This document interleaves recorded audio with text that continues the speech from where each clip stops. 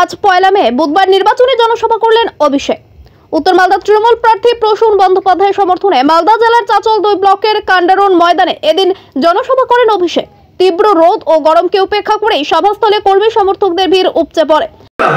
জয় বাংলা, জয় বাংলা, জয় বাংলা, জয় বাংলা। আমাদের সকলের প্রিয় নেতা অভিষেক ব্যানার্জি মহাশয়। উত্তর মালদা তৃণমূল প্রার্থী প্রসূন বন্দ্যোপাধ্যায়ের সমর্থনে প্রচার করেন তিনি। দলীয় প্রার্থীকে নির্বাচিত করার জন্য ভোটের আবেদন করেন তিনি। অভিষেক তার বক্তব্যে এদিন বলেন, চালিকার শক্তি আপনাদের হাতে। বাংলায় একটা প্রবাদ আছে, শাকরার ঠুকঠাক কামারের এক ঘা। আপনি সেই সুযোগ পাচ্ছেন। কষ্ট হলেও লাইনে দাঁড়িয়ে ভোটটা দেবেন। বিজেপির বিরুদ্ধে আমরাই একমাত্র লড়াই করছে। উত্তর ও দক্ষিণ মালদা তৃণমূলের 2 প্রার্থীকে জেতানোর জন্য সভা মঞ্চ থেকে জনগণের কাছে আবেদন রাখেন অভিষেক। বিস্তারিত জানতে ভিডিও প্রতিবেদনটি দেখুন আমাদের চাচল। আপনাদের হাতেই আসল ক্ষমতা, চালিকা শক্তি আপনারা। কোনোদিন ভাববেন না আমাদের কি ক্ষমতা। বাংলায় কথা আছে না, শাকরার ঠুকঠাক কামারের এক ঘা। আপনি সেই এক ঘা মারার সুযোগ পাচ্ছেন আগামী 7 তারিখ। কষ্ট হলেও লাইনে দাঁড়িয়ে ভোটটা দেবেন এবং জায়গায় জায়গায় গিয়ে এই যে কংগ্রেসের নেতা বলছে বিজেপিকে ভোট দাও, বিজেপির নেতা তো বলবে বিজেপিকে ভোট দাও, স্বাভাবিক।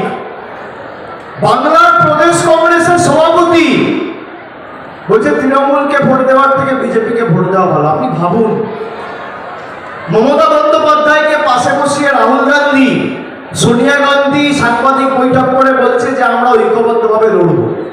আর সেই দিনকে অধীর চৌধুরী সাংবাদিক বৈঠক করে বাংলা থেকে মমতা ব্যানার্জি আর তৃণমূলের বাব্যাপাত্য করছে। আপনি বলুন, বিজেপির বিরুদ্ধে কে লড়ছে? মায়েরা একবার জোরে বলুন, কে লড়ছে? হাত তুলে বলুন, কে লড়ছে? বিজেপিকে উচিত শিক্ষা কে দিতে পারে?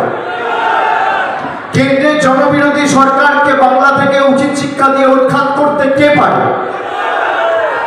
আপনার লক্ষ্মীর ভান্ডার যারা বন্ধ করবে বলেছে, বাংলায় তাদের জামানত বাজেয়াপ্ত কে করতে পারে? তাহলে বিজেপিকে হাঁটাতে গেলে, সরাতে গেলে, পরাজিত করতে গেলে কাকে ভোট দেবেন? কারা শক্তিশালী করবেন? একবার তো আপনারা দেখেছিলেন 2019-এ কি হয়েছে। আমি আপনাকে বলছি, আমি ভবিষ্যৎবাণী করি না। আবার যদি ভোট কাটাকাটি হয়, আখেরে লাভ বিজেপির। মালদা দক্ষিণেও একই জিনিস হবে, মালদা উত্তরেও একই জিনিস হবে। আর আপনারা যদি ঐক্যবদ্ধ হয়ে বিজেপি বিরোধী যারা বিজেপির বঞ্চনা, লাঞ্ছনা, অত্যাচারের বিরুদ্ধে সরব হয়ে নিজের অধিকারের স্বার্থে লড়াই করছেন, তারা যদি বিজেপিকে আগামী দিন উচিত শিক্ষা দিতে চান, তাহলে তৃণমূলের হাত যদি শক্তিশালী করেন, রেজাল্ট বেরোবে, দেখবেন তৃণমূল এক একটা আসন মালদা থেকে 3 লাখ ভোটে দিচ্ছে। কিন্তু আপনাদের ঐক্যবদ্ধ থাকতে হবে। বাকিটা তো আমরা বুঝে নেবো, আমরা তো লড়ছি। আপনাদের অনুরোধ করব, আর 5টা দিন, আজকে 1 তারিখ হয়ে গেল, 2, 3, 4, 5, 6, 5 দিন বেরোবে, 6 দিনের মাথায় ভোট। কষ্ট হলেও গরমে নিজের ভোট নিজেকে দিতে হবে। আর জোড়া ফুলে ভোট দেওয়া মানে আগামী দিন দিল্লিতে ভূমিকম্প হওয়া, এটা মাথায় রাখবে। 4 তারিখ যখন ভোট বাক্স খুলবে, এই পদ্ম ফুলের নেতারা আর পদ্ম ফুলের হাত শক্তিশালী করা বিজেপির এই মালদায় আর মুর্শিদাবাদের এজেন্টরা যেন চোখে সর্ষে ফুল দেখে, এটা আপনাদের সুনিশ্চিত করতে হবে সবাইকে। এটার বিসর্জন সুনিশ্চিত করতে হবে। বিজেপির বিসর্জন হবে তো মালদা থেকে? খগেন মুর্মুর বিসর্জন হবে তো? কি হবে কি হবে না? বিজেপির এজেন্টদের বিসর্জন হবে। তৃণমূল মালদায় জিতবে, প্রসূন বন্দ্যোপাধ্যায় জিতবে। কি জিতবে তো? বাংলা বিরোধীদের বিসর্জন হবে। যারা আপনার লক্ষ্মীর ভান্ডার বন্ধ করতে চায় তাদের বিসর্জন হবে। যারা আমাদের আবাসের টাকা বন্ধ করে রেখেছে তাদের বিসর্জন হবে।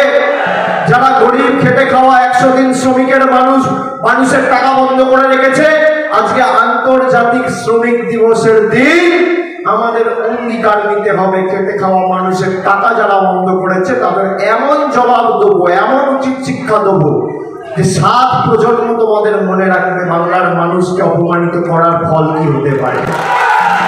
সেই শপথটা আজকে নিতে হবে। তাহলে আমাদের মামাটি মানুষের, মালদা উত্তরের তৃণমূল কংগ্রেস প্রার্থী, মমতা বন্দ্যোপাধ্যায়ের প্রার্থী, মানুষের প্রার্থী, সবার প্রার্থী। এবং দীর্ঘদিন প্রসূনবাবু পুলিশে ছিলেন, তিনি ডিআইজিও ছিলেন, মালদার এসপিও ছিলেন। সব সময় মালদার মানুষের স্বার্থে তার জীবনের একটা বৃহত্তর সময় তিনি কাজ করেছেন। আগামী দিন এই লোকটিকে সাংসদ করে আপনারা পাঠান, বিজেপিকে কি করে লেজে গোবরে করতে হয় সেই দায়িত্ব দায়ভারটা আমি আবার নিজের কাঁধে এখান থেকে তুলে নিয়ে যাচ্ছি। সকলকে আরেকবার ধন্যবাদ, কৃতজ্ঞতা, প্রণাম, সালাম, অভিনন্দন জানিয়ে আমার বক্তব্য এখানেই শেষ করলাম। ভালো থাকবেন, সুস্থ থাকবেন।